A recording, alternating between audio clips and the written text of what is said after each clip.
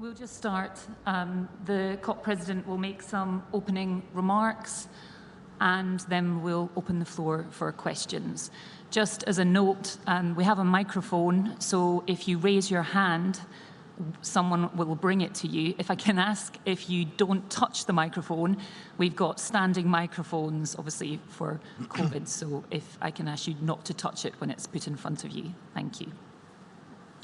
Great, well, thank you all for coming. And look, I'm very pleased to say that we're off to a good start at COP26.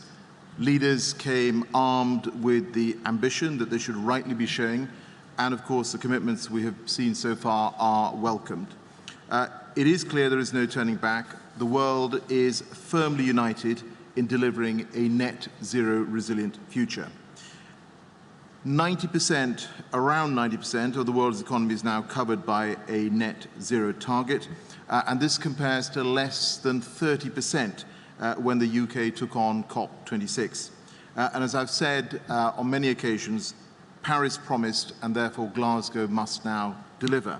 And so we want at this COP to be able to say with credibility that we are limiting global temperature rises to well below 2 degrees, pursuing efforts to 1.5, and that means keeping 1.5 degrees within reach. And I want to be absolutely clear here, we are not deviating from the Paris Agreement pledge, but we are an unapologetically high ambition presidency. And yesterday we saw the start of that with commitments from countries across the world to halt deforestation, curb methane emissions, and ensure that finance is flowing to cleaner, more resilient infrastructure. And the most vulnerable countries are at the front and center of my mind. Today is Finance Day. Countries are setting the tone on ambition, and now, of course, the finance needs to follow.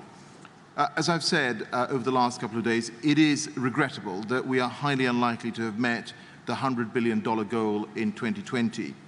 But on the basis of information submitted by donors, the OECD analysis shows that developed countries will make significant progress towards the $100 billion goal in 2022, and I believe it also provides confidence that we will meet it in 2023. And over the 5-year period from 2021 to 2025, we will likely be above $500 billion in aggregate. And of course, whilst I'm here as COP President in a neutral role, I'm very pleased that the UK has doubled its climate finance commitment to £11.6 billion, and then yesterday announced a further £1 billion, taking our commitment to £12.6 billion. And it's encouraging that developed countries have stepped up over recent months, and indeed even recent days, in terms of finance, and I hope through negotiations and more broadly, we will be continuing to increase the focus on adaptation and access to finance, which matters a great deal to many of the most climate vulnerable countries.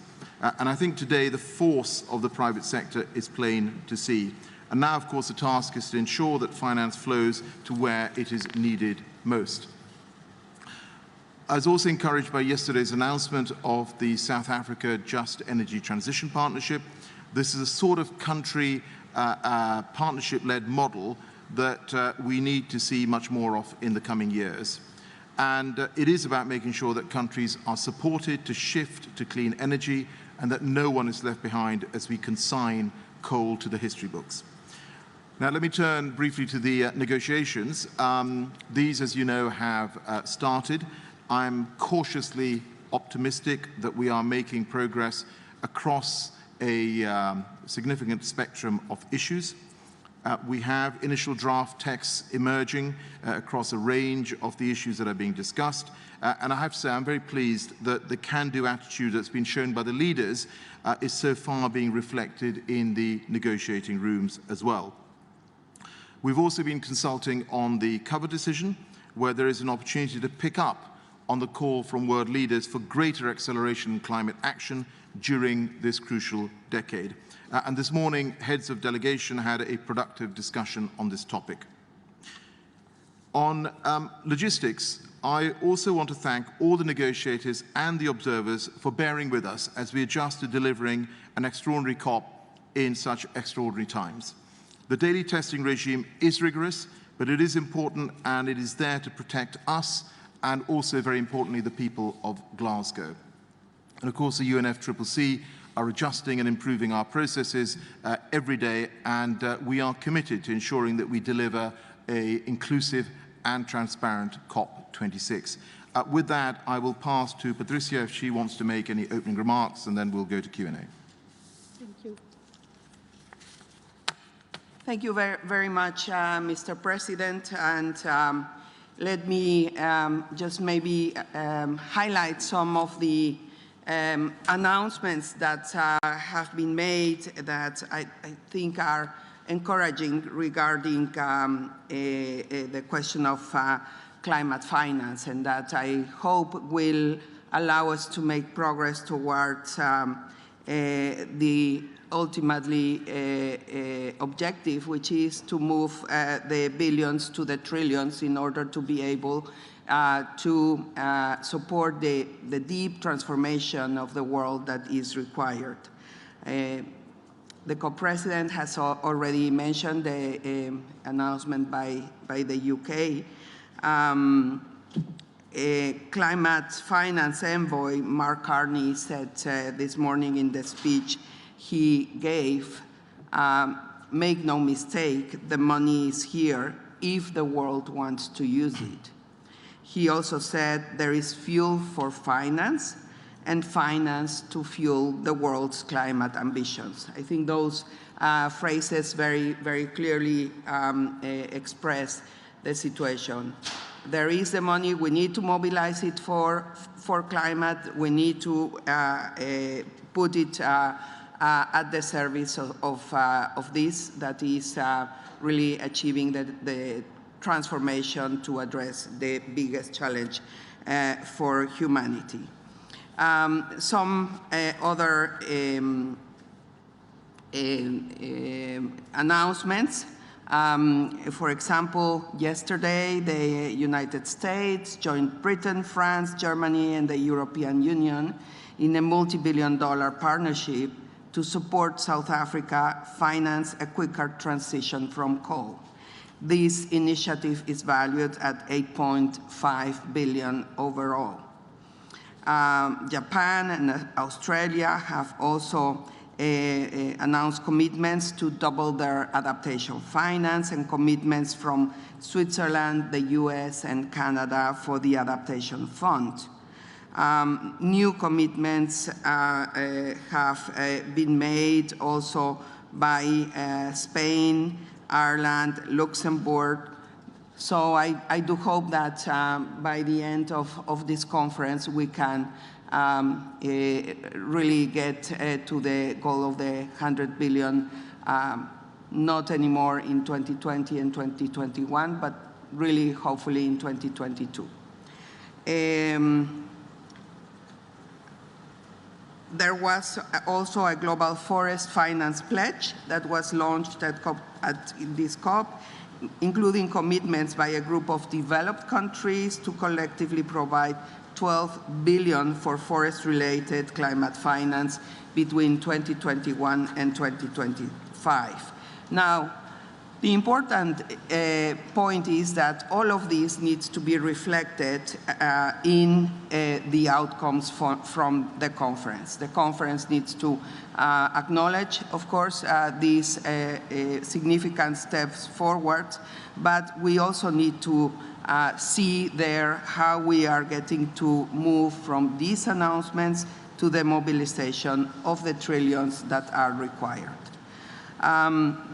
The COP-president has made a very broad presentation of the different groups that are already meeting. Let me also say on behalf of the Secretariat that we continue to work very hard, closely with our UK counterparts in order to make things, especially the access to the venue, as agile as possible. But I do want to ask you to bear with us for your understanding because of the fact that we do need to have strict controls that can allow us to take every possible measure to ensure the health and safety of all participants.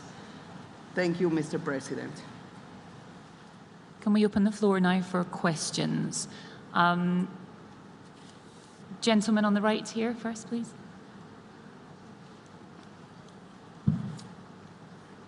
Thank you very much. I'm Sebastian Montes from Forbes. My question regarding the emerging markets. How is going to be the finance for the emerging markets, and how are you planning to help countries such as Colombia and Latin America to ensure this transition to climate-friendly technologies in order to help them to ensure their climate safety, in order to taking into account that they are one of the most vulnerable continents in order to the climate consequences that can come in the future? Thank you. Let me start on that. Well, obviously we've talked about where we are in terms of the $100 billion delivery plan, and clearly countries that are eligible for that will be able to get support. I think there is a wider piece here as well about how do we support countries, for instance, with a clean energy transition. As you know, there was yesterday we launched together with Rockefeller a fund, £10 billion initially, building up to $100 billion by 2030, as part of supporting countries to make that clean energy transition. We started off a Energy Transition Council as part of our COP26 work. That is going to continue for at least the next 5 years, and we will be working in partnership with that particular fund as well. And I think this goes to the heart of what Patricia and indeed world leaders have also talked about, is that the public finance is absolutely vital, and we need to make sure that that is delivered. But ultimately, this is also a case of ensuring that we are leveraging private finance as well to support the transformation we need to see around the world. Lady in the green here.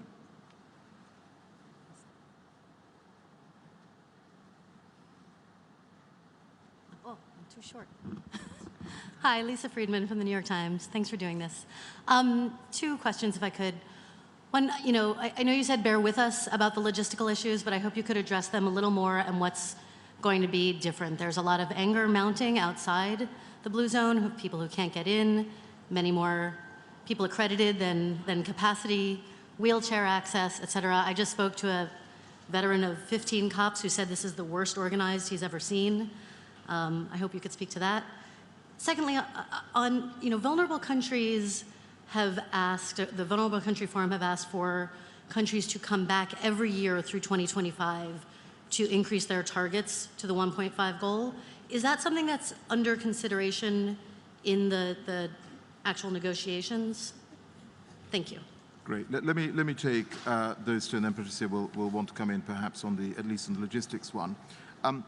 Firstly, I think we all recognize, I think just the fact that we are sitting socially distanced, the fact that you're wearing face coverings, the fact that you're having to be daily tested, this is a unique COP in quite extraordinary times.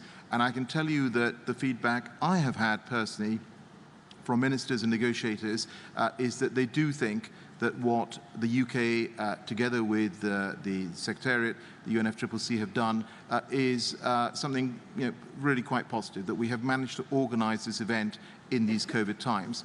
Nevertheless, of course, we regret any logistical issues that people feel are stopping them coming in a timely manner, and we are working to fix those. Clearly, on the first 2 days of COP, when the world leaders have been here, there has been particular pressure on the number of people coming to the venue. We've seen some of that today, but I hope that will settle over the next few days. But Patricia may want to talk in some detail to what we have done logistically today with the Secretariat to make it easier and quicker for people to get in. On your second point, in terms of keeping 1.5 within reach, obviously that is something that a goal that I think just about every world leader has amplified over the last couple of days, and that is going to have to be reflected in the negotiations. Now, all of this is going to have to emerge through consensus, but there is a very clear ask, I think, from world leaders that we consider this as part of any decisions that are made here at the COP. Patricia. Yes.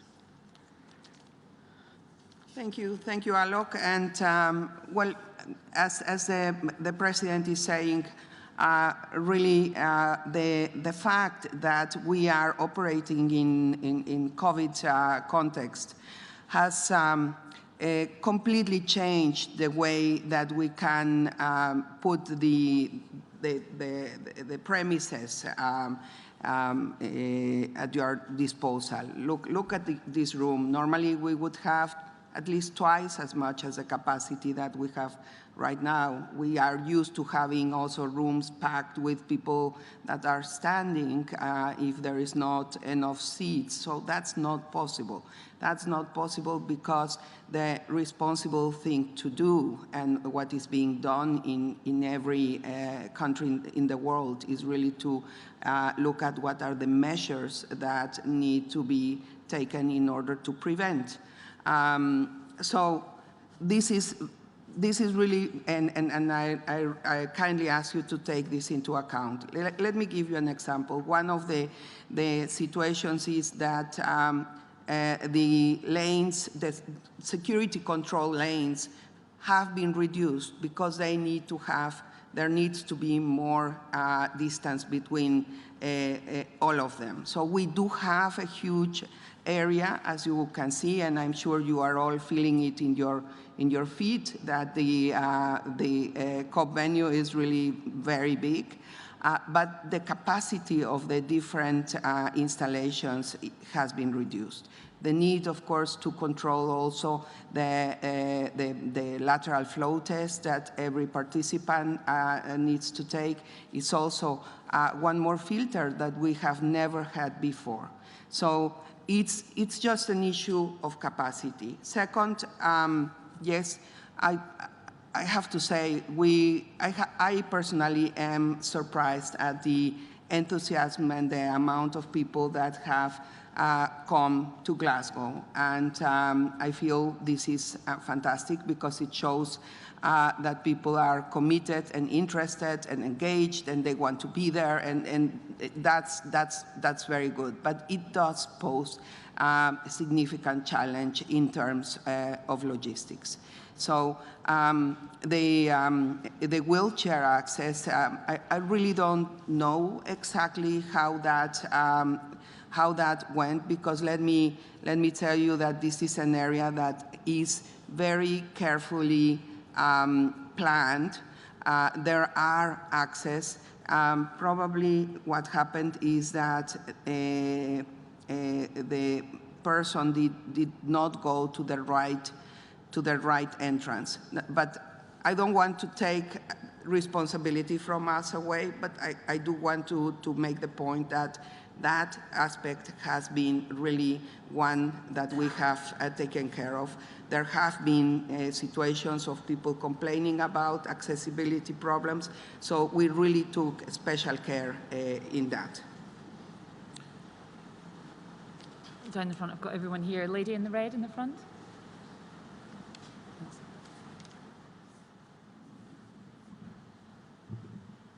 Continuing with the logistics, not maybe with the issue with the entrance, but on the transparency on the process of the negotiations. To Mr. Jarma, you mentioned that it was a great beginning of the COP, but today on a previous conference, the civil society said that it was the least inclusive beginning of the COP over the last decade. I would like to know, how are you going to reorganize the participation of civil society during the negotiation process? And to Ms. Espinosa, I would like to know a little bit more about the role of private sector on climate finance. Thank you. Forgive me, can I ask your name and where you're from? Sorry. Thais Gadalara from the Media Redacción from Argentina. Thank you. Thank you for those two questions. I think firstly, in terms of transparency, look, we are totally committed to this being a very inclusive COP. You've heard our responses to the previous question. I'm not complacent. Patricia is not complacent about this. We have a regular discussion every day, in fact, to try and address the issues that are emerging. You will know that at one point there was a discussion around a ticketing system for people to gain access to rooms. We consulted with parties. Parties felt that wasn't the right approach, and so we've put something else in place. What I can say to you is that we are aware that observers have raised some of these issues, and we will ensure that access to them is available. You will also know that in addition, of course, to physically being in the rooms, there is access virtually where people can actually tune in and see the discussions that are ongoing. Thank you, Alok. Let me make also a comment on the transparency of and the inclusiveness. Imagine this is the first time that we have asked governments to be represented only by 2 delegates in the room. So, I mean, what I want to underline here is that the limitations of space and the limitations in the numbers of people that could access the room is for everyone. It is just a question of capacity. And so there were some spaces assigned also to the observers, the different constituencies, but yes, for sure, not enough. But it's really just a question of capacity. The same about the delegations. Normally, you know how many people are in those rooms. This time, it was just not possible. Regarding climate finance and the private sector, well, I would say that especially at this COP, since we met in Madrid, I think what we are seeing is really a big change in the finance sector, including and especially the private finance sector that is realizing that climate risks are very important for their portfolios and that they need to align their portfolios to a more sustainable way of doing things. If you look at the program of activities in the climate action space today, it's just amazing. The level also of the panels, the president was chairing one panel this morning. There was another panel with Kristalina Georgieva, the head of the World Bank. I met this morning with the CEO of Citi, who, by the way, is a woman, which made me feel very happy. So it is really a remarkable change. Gentleman at the front.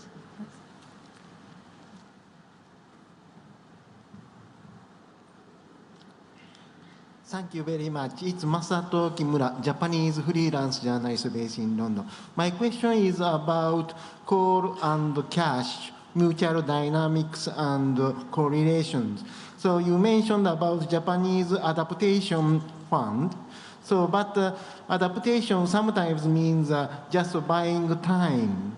So Boris Johnson said clearly timelines, 2030 phase out for developed countries and 2040 for developing countries. And could you show us the big pictures, timeline of coal phase out and cash dynamics? Well, I think, well, let me take that question. So firstly, in terms of coal, I think what you have seen is quite a remarkable change over the past months, in the sense that we've got all the G7 who have now committed in May at the Climate Environment Ministers meeting that I co-chaired to say that they will not be financing any international coal projects from this year.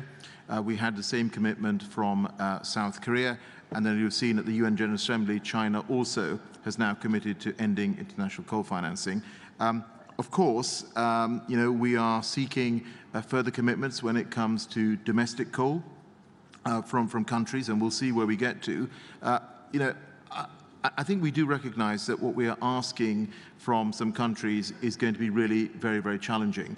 But I think this goes back to the point about how do you support countries to make a clean energy transition. And I just briefly mentioned in response to an earlier question, the Rockefeller Fund which has been set up by Rockefeller and Bezos and others collectively. I think that is what we're going to need to do to particularly support developing economies as part of their energy transition. On the issue of cash, I think we've discussed that in terms of where we are on the 100 billion delivery. But then, of course, what also matters is the private finance mobilization as well. And I think both Patricia and I have discussed that in questions just now. The second row lady here, please.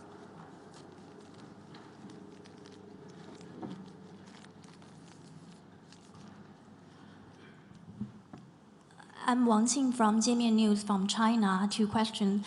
First, can you elaborate a little bit on how you plan to work with China in terms of climate finance? And second, we all know that a few years ago, developer country made these promises of 100 billion to vulnerable countries, and we know the difficulty of implementing it, but I think all of us want to know right now in here, this time, how can we be confident that these promises made in this conference will not be another blah, blah, blah? Thank you. Thank you very much. So I think in terms of China, I was in Tianjin, as you will be aware, in September, and I had a very constructive set of discussions with Xie Zhenhua and other colleagues. I met him again when he was arrived here from China. I met him in London, and we'll have further discussions, obviously, with the Chinese delegation. Just on the specific issue of climate finance, you asked me, how can we be confident? I would certainly recommend that colleagues who have not done so to look at the detail of the delivery plan and look at the accompanying analysis from the OECD. I do think that this is the most transparent work that has been done in terms of demonstrating how that 100 billion goal will be delivered. And if I just give you the background, obviously individual countries submitted their climate finance multi-year commitments to the OECD, as did the multilateral development banks. The OECD analyzed those numbers. If you look at the detailed report from the OECD, it sets out the very detailed criteria that they applied to these numbers, and then they also used a factor for how much private sector money would be mobilized from the public finance. And again, if you look at that on a historic basis, that really is pretty conservative. So I think we can say, based on the numbers, that we should have confidence that it will be delivered in 2023, and that over that 5-year period, you will get to 500 billion plus. Of course, there are further announcements that have been made over the last couple of days, and obviously, that may be something that the OECD wants to reflect on as well in terms of what that means for overall delivery of the 100 billion goal. Front row, Colin.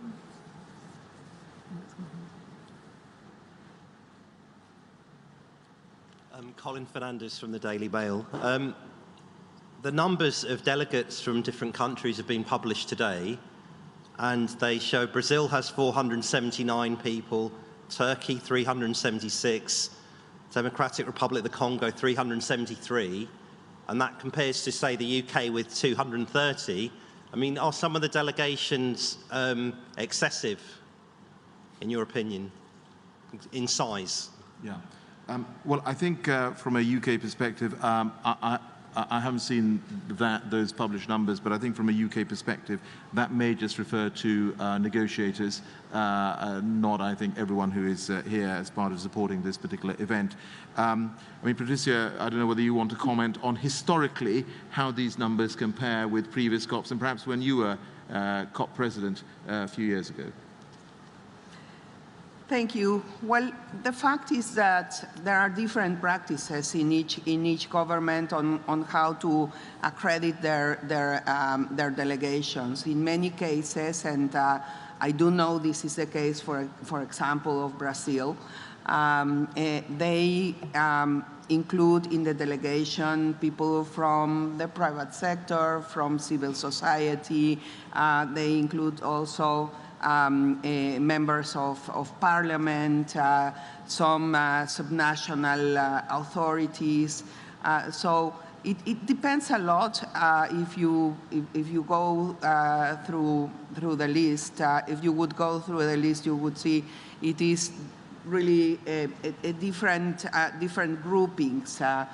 Some other countries don't do that and really just include the negotiators in their delegation, and then they find a different way to be able to give access to the private sector. Members of parliament normally are included in the delegations also because it is, there is not a constituency of parliaments, although there will be this Sunday a meeting of the Interparliamentary Union that will bring together legislators from all over the world. But the intention with that is, of course, to create also a lot of synergies and enthusiasm internally to transform the commitments in actions, working with all the different actors in society and politics.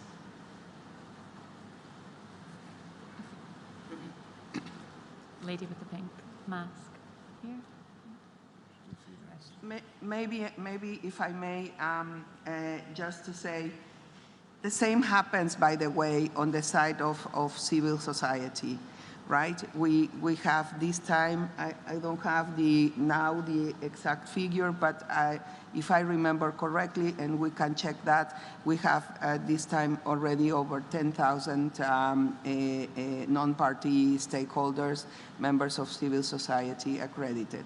And yeah, it poses a challenge, but it has also, it has a very good meaning. Oh, we have 13,000, almost 14,000 NGOs, civil society representatives registered.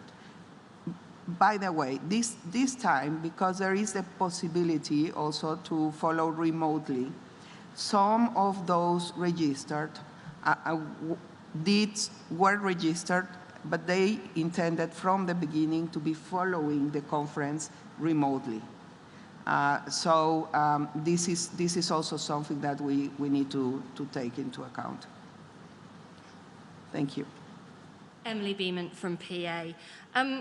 Mr. Sharma and Executive Secretary, do you think enough new announcements on mitigation, leaving aside the methane and the forests announcements, were made at the World Leaders Summit to reassure vulnerable countries that major emitters are serious about delivering on the 1.5 goal? And how do you think that that will feed through to the negotiations over the next 10 days on the decision that we hope will come out of it at the end? Yeah. Well, thank you for that. Obviously, we have seen some more NDCs that have emerged, and I think if you look at the net zero pledge, as I said, we are at around covering 90% of the global economy. We're less than 30% of the global economy when we took on COP26. But one of the earlier questions was around how do we address any gap in ambition. We know that to keep 1.5 within reach, we are going to effectively need to halve global emissions by 2030. When we had a meeting of ministers in Milan and then previous to that in London, clearly there was a consensus emerging that we are collectively going to have to address the issue of how we close that ambition gap, and that is something that will have to emerge through consensus and discussion at this COP. Well, I can. The only thing I would add to what the President has just mentioned is that we have been receiving in the last days also some additional NDCs. But we don't have yet the update to give you the whole picture. There will be an event on NDCs on Friday, if I remember correctly, so that will be an opportunity to look at it. But the fact remains that we have a gap, and that we have really to work on how are we going to address that gap.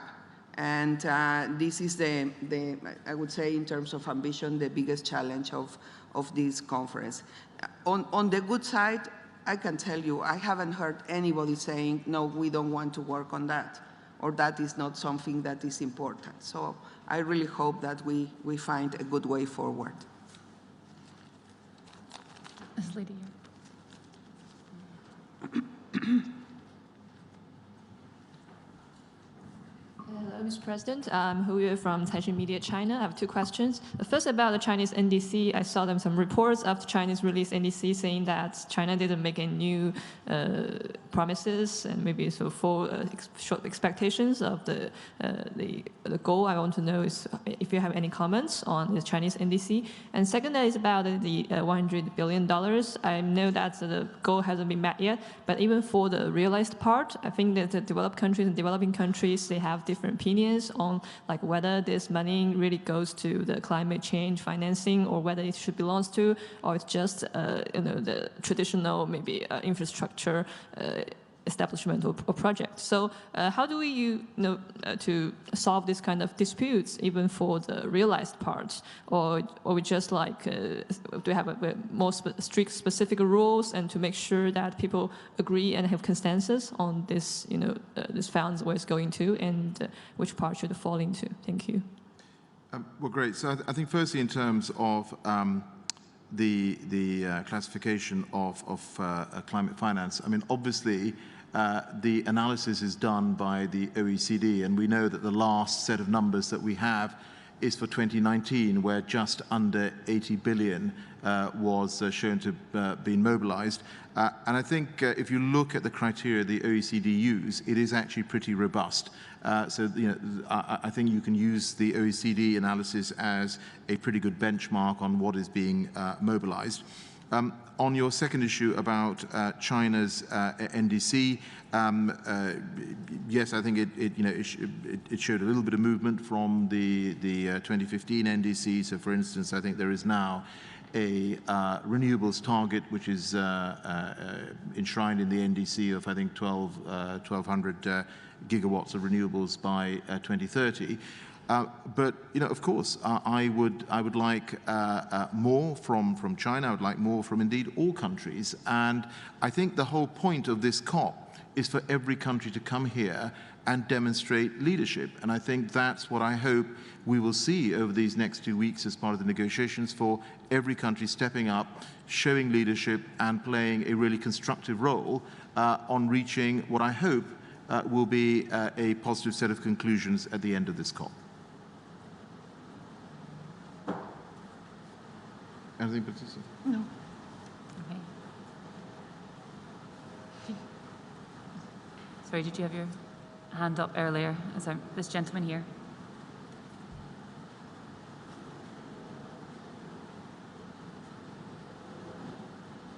Hi, Frank Jordans from AP. Mr. Sharma, I'd like to come back to the topic of the day. Something you said this morning when you compared the leading financial institutions to an environmental campaigner. I think his name was Swampy, and you said they are the new Swampies. Some climate activists were a little bit baffled by this comment because you were referring to the same investors who for the last few decades have been funding fossil fuel companies. So isn't this the ultimate greenwashing of the financial industry? And Ms. Espinosa, in that regard, do you think it's right that investors should be making a profit from solving a problem that they were partly responsible for causing? Well, I think the analogy I was making was actually to demonstrate the fact that what we have seen over the last few years is a big move in the private sector and the financial services sector to go green. I remember when I started in the city in the 1990s, You know, clearly climate finance, investing in green was not mainstream. I do believe it is now mainstream. You know, you've seen the commitments that have been made by financial services firms. You've seen through the Race to Zero campaign, the UN campaign, which commits non-state actors, corporates as well, to go to net zero by 2050 on science-based targets. That has had a big pickup as well. So I think the point I was making is that there is a big momentum from the private sector in pursuing green growth, and that I think is something we should all welcome. Well, on my side, my comment would be, you know, there's no doubt that we need to have a complete transformation, deep transformation of the economies, and that includes, of course, the private sector. Yes, of course, would hope that there could be some willingness to work closer together in a collaborative way so that solutions can be more easily and more widely used in different countries. But it is a fact that we need the private sector to do this deep transformation. Can I just check for time as Executive Secretary? Are you okay for another couple of questions? What time do I need to go? Let's do a couple more. We'll do a couple more. Let's do a couple more. Gentlemen here, Yeah. got your hands up.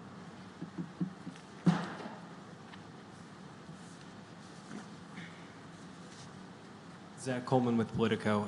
Wanted to follow up on some of the finance commitments. A lot of the voluntary frameworks that banks and financial institutions have joined are disparate in some ways in their methodologies, and there's not clear methodologies figured out for what financed emissions mean, what even offsets can be used and when they can be used. So I'm wondering, do you believe that we have a firm understanding of what net zero means and what these banks have actually committed to? And then secondly, President Biden yesterday said that he believed that China had lost its ability to influence people here at the COP with President Xi not showing up. I'm wondering if you feel the same way. So I think your first question is about you know, how do you verify whether or not the commitments that are being made at the end of the day are going to deliver net zero. So on the Race to Zero campaign, which I was just talking about, of course, those commitments are analyzed. You are required to put science-based targets in, and you know, GFANZ, which was referred to earlier, you know, their members are again required to set science-based near-term targets within 12 to 18 months of joining that particular grouping. And as I understand, around 90 of the founding institutions have already done so. And your issue in terms of China, well, look, I mean, we are having a negotiation and a discussion here, and I think there is an opportunity for us to work together. I don't see this as us trying to be in conflict. This is about us working collectively together to ensure that we can reach agreement at this COP. And I can tell you from all the conversations I've had with governments around the world, the visits that I've done, there is a very clear recognition that, you know, climate change doesn't recognize borders, and it does transcend what I would call normal politics. And that's why we've had 120 world leaders come here. And I hope that spirit of cooperation is going to continue over those next 2 weeks.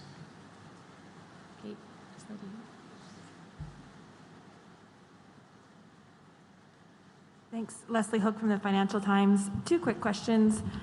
First, just a very specific one.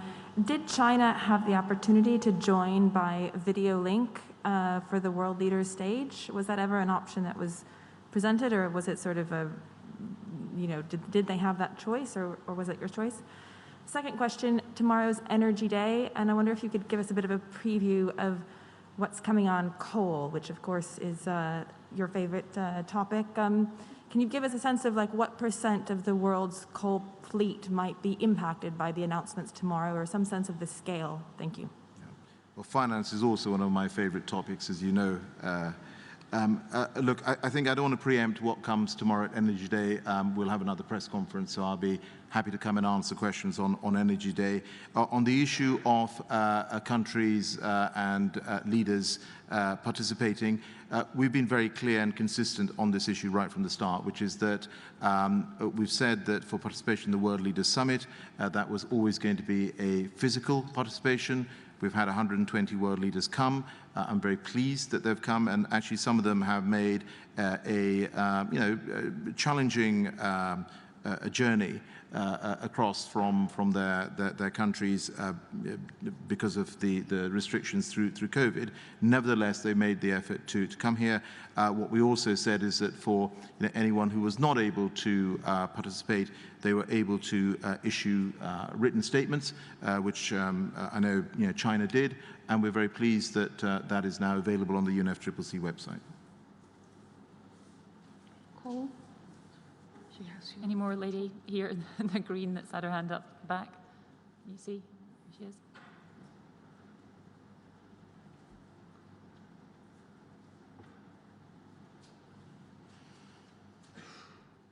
Thank you. Caroline O'Doherty from the Irish Independent. It's a transparency-related question. Can you tell us how many individuals working on or on behalf of fossil fuel companies are present at COP? And could you comment on what their role is here? I mean, I can't give you a number on the sort of breakdown of different sectors that are represented here. I don't know whether we even have that analysis. No, I'm afraid we don't have any numbers of that. I mean, if you would ask me whether any company is somehow registered, that I can tell you this is not the case. But I could not give you. We'll try to see if we can have information on that. I mean, I would just say to you that if you look over this 2-week period, we have theme days, and you can see the events. It's pretty transparent in terms of the events that are taking place, who is involved over this 2-week period, and you can make your own judgment and analysis on that. Carolyn, we can take that back by the press office and get back to you with some more details. The gentleman next to you in the white shirt. And then after that, that'll be the last question. Thank you. Hi, Josh Gabatis from Carbon Brief.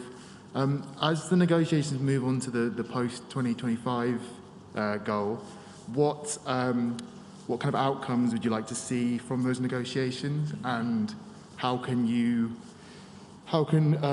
developing countries be reassured after the failure of the 100 billion target? Yes, I think you'll forgive me if I don't get into the details of negotiations which are starting. There may well be a point over the next couple of weeks where I'll be able to say a little bit more about that, but you'll appreciate we are literally at the start of all of these discussions. All I can say to you is that overall, I have been encouraged by the way that negotiations overall have started. I think there is a spirit of cooperation in this. And of course, in terms of a post-2025 goal, what we are doing here in Glasgow is a start of those discussions. The conclusion of those discussions is going to take place at future COPs. Thanks, everyone, for joining us. Thank you.